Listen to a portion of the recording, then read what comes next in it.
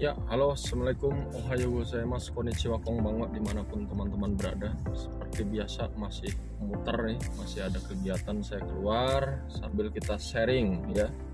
Jadi teman-teman di luar sana yang masih benar-benar belum tahu orang Indonesia ya, punya kesempatan anak muda ini untuk bisa bekerja ya, melaksanakan penempatan di Jepang ya, bisa ke Jepang untuk kerja atau magang kita sebutnya di sana. Nah, bisa sekali ya, minimal lulusan SMA sederajat itu teman-teman bisa ada dua jalur ya. Ada jalur magang itu bisa melalui pemerintah di IM Japan atau melalui lembaga-lembaga swasta atau sending organisasi bisa.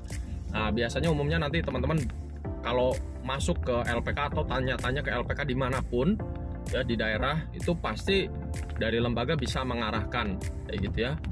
Nah, yang satunya lagi adalah program kerja. Umumnya anak-anak, Pak, saya pokoknya pengen kerja Pak, ya enggak magang. Nah, di sini ada dua konsep ya, penempatan magang maupun kerja. Nah, kalau yang kerja, teman-teman itu harus punya sertifikat dulu ya. Jadi ada sertifikat basic ya, A2, yaitu bisa dilaksanakan tes ada di Semarang, di Jakarta ya, ada banyak tempat lah di situ.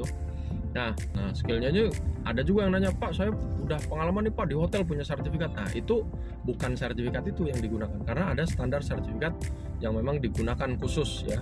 Nah webnya itu bisa buka aja di Prometric, atau teman-teman bisa buka syarat kerja ke Jepang atau syarat SSW gitu ya, Jepang. Nah itu teman-teman bisa nanti lihat di situ jenis-jenis yang diselenggarakan tesnya itu apa saja, yang dipakai apa saja gitu. Nah biasanya sih teman-teman kalau ke lembaga akan bisa langsung dapat informasi yang jelas seperti itu. Nah kemudian tanya lagi, Pak kalau saya bagusnya apa nih, magang atau kerja? Nah kembali lagi kepada masing-masing ya. Kalau saya hanya bisa menyarankan kalau memang kemampuan ininya bagus saat belajar, nyantelan gitu, mending fokus deh ambil untuk SSW atau yang program kerja. Jadi kamu fokus untuk ambil sertifikat ya, untuk ikut ujian, ambil level bahasa Jepangnya, dan ambil sertifikat skillnya. Nah baru kalau udah punya dua sertifikat ini, teman-teman nanti bisa ikut interview itu, karena memang syarat interview harus punya sertifikat dulu umumnya, biasanya seperti itu. Nah tapi kalau kemampuannya ya mohon maaf agak agak lambat gitu dalam penangkapan materi, nah ini kalau saya saran mending ambil magang, karena magang itu kan nggak butuh sertifikat apa-apa.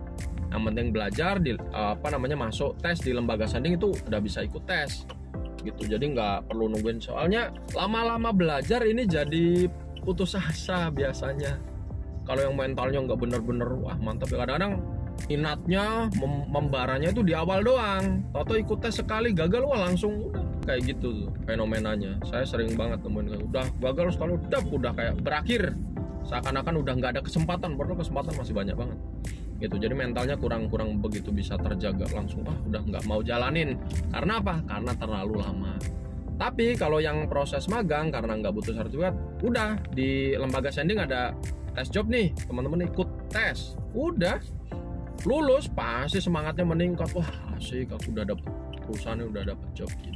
Jadi itu aja saran dari saya mengenai program magang maupun kerja, yang manapun itu semuanya sama harus dipersiapkan.